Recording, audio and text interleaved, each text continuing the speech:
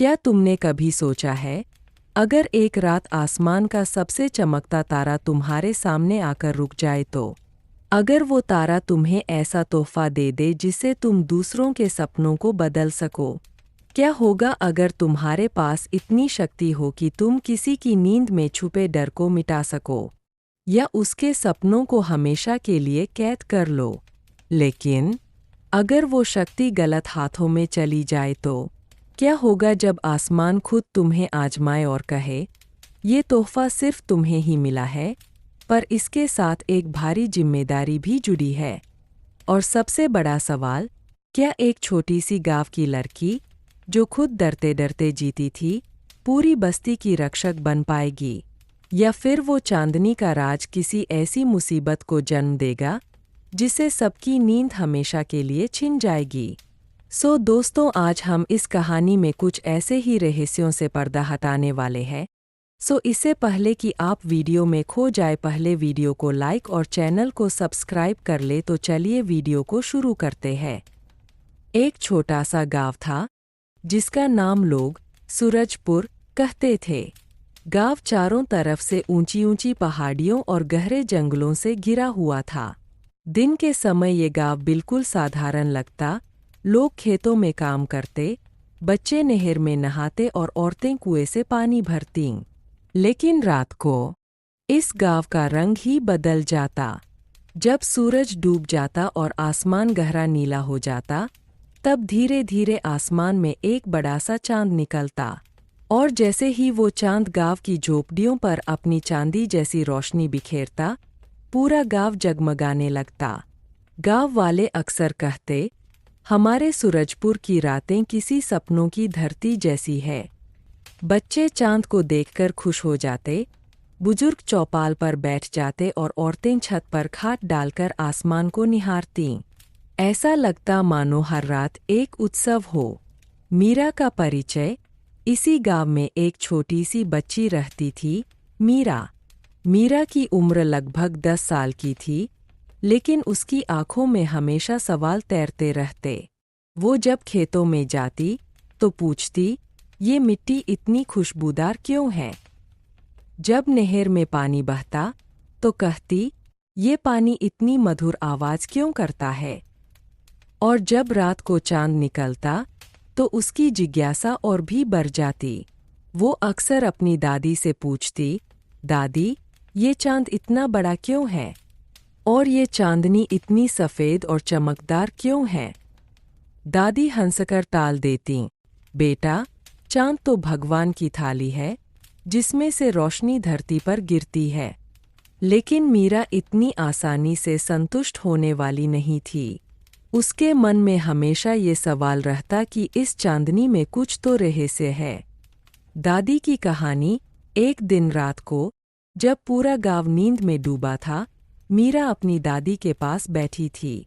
हवा ठंडी थी और चारों ओर चांदी जैसी रोशनी फैली थी। मीरा ने धीरे से पूछा, दादी, क्या ये सच है कि चांदनी में कोई रहस्य है? दादी थोड़ी देर चुप रहीं। उनकी आंखों में गहराई थी। फिर उन्होंने धीमी आवाज में कहा, हाँ मीरा, चांदनी सिर्फ रोशनी नहीं है, ये एक तोहफा है। लेकिन उस तोहफे का राज हर किसी को नहीं मिलता।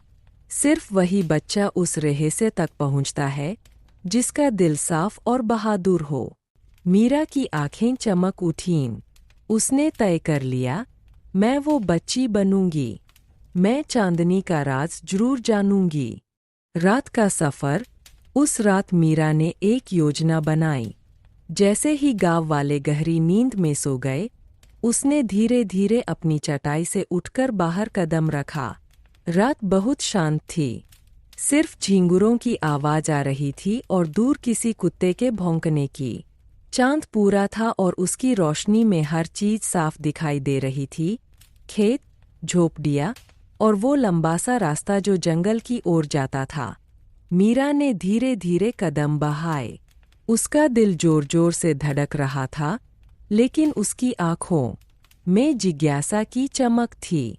जैसे जैसे वो जंगल की तरफ बढ़ी, हवा ठंडी होती गई, पेड़ों की शाखाएं आपस में टकराती और ऐसा लगता मानो जंगल फुसफुसा रहा हो। जंगल की पुकार।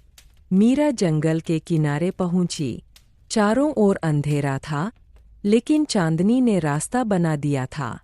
अचानक उसकी नज़र दूर एक अजीब सी रोशनी पर पड़ी। वो रोशनी नीली थी और पेड़ों के बीच हल्के हल्के हिल रही थी, जैसे कोई उसे बुला रहा हो। मीरा ने साहस जुटाया और उस रोशनी के पीछे पीछे चल पड़ी। जैसे जैसे वो आगे बढ़ती, जंगल की खामोशी गहरी होती जाती। उसे लगता कि पत्तों के बीच से कोई उसे देख रहा है। आखिरकार वो एक पुराने बरगद के पेड़ तक पहुंची। उस पेड़ की जड़ों के बीच से वही नीली रोशनी निकल रही थी। मीरा धीरे धीरे पास गई और अचानक हवा में एक आवाज़ गूंजी, कौन है वहाँ? बरगद का रहस्य। जंगल के उस पुराने बरगद के नीचे नीली रोशनी टिमटिमा रही थी। मीरा का दिल जोर जोर से धड़क रहा था। उसने हिम्मत करके धीरे से जवाब दिया, माँ, मैं मीरा हूँ।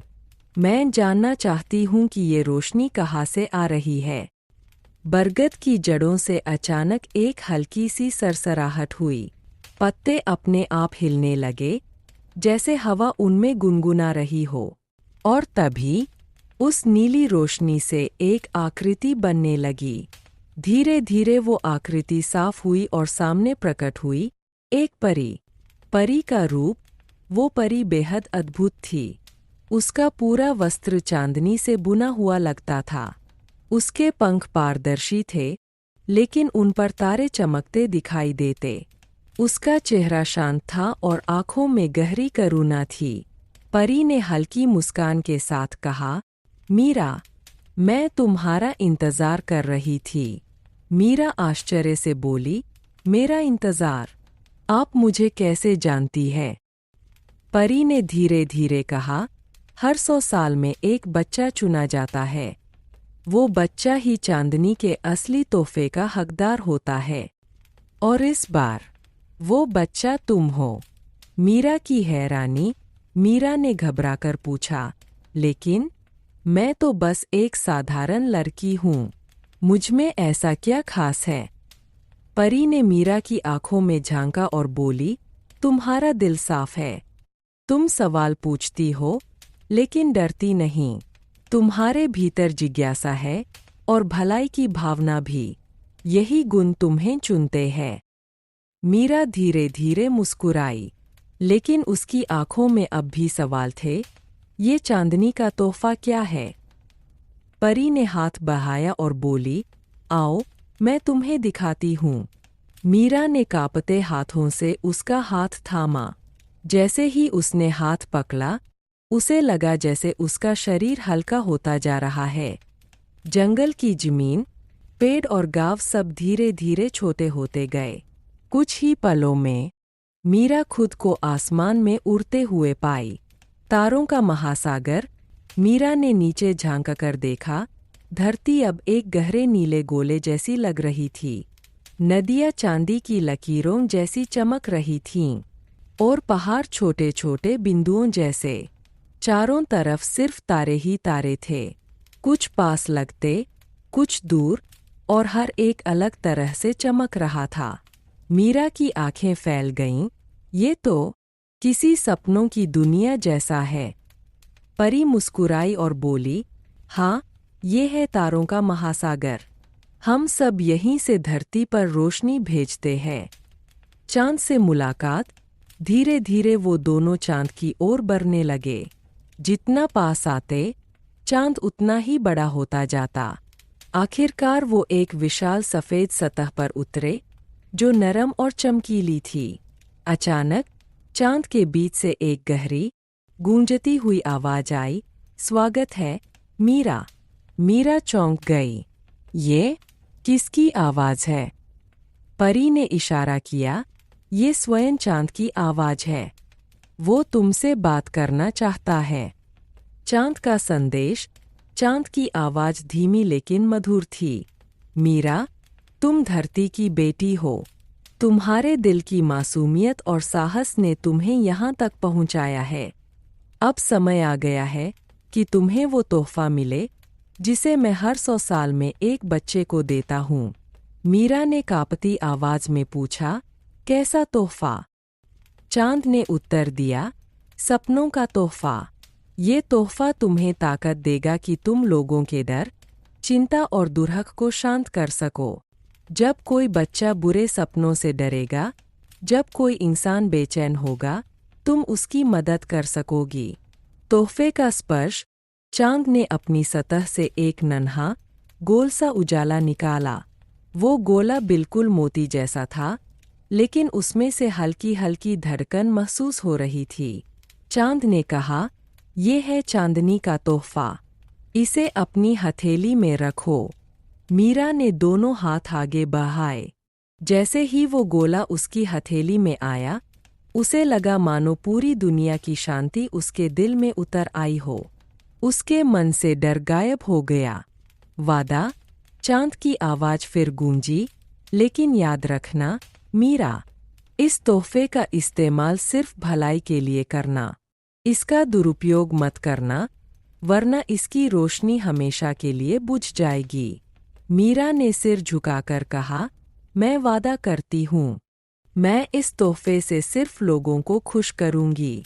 परी ने मुस्कुराते हुए मीरा का हाथ थामा और बोली, अब चलो, तुम्हें वापस गाँव ले चलें। धरती की ओर वापसी। धीरे धीरे मीरा और परी वापस धरती की ओर उड़ने लगीं। नीचे उसका गाँव दिख रहा था, शांत, सोया हुआ, चांदनी में नहाया हुआ। मीरा ने अपने हाथ की रोशनी को देखा। वो अभी भी हल्के हल्के चमक रही थी, जैसे उसके दिल की धड़कन से जुड़ी हो।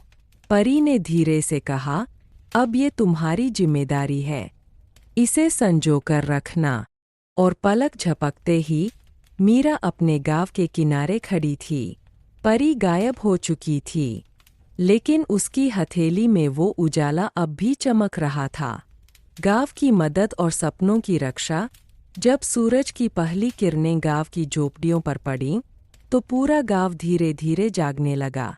मुर्गे बांग दे रहे थे और औरतें चौक पर झाड़ू लगाने लगीं।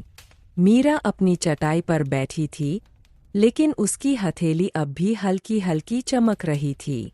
वो सोच रही थी, क्या सचमुच कल रात जो हुआ वो सपना था या सच? लेकिन जैसे ही उसने हथेली खोली और उस चमकते उजाले को देखा, उसे यकीन हो गया कि ये हकीकत है। पहली परीक्षा। रोता हुआ बच्चा।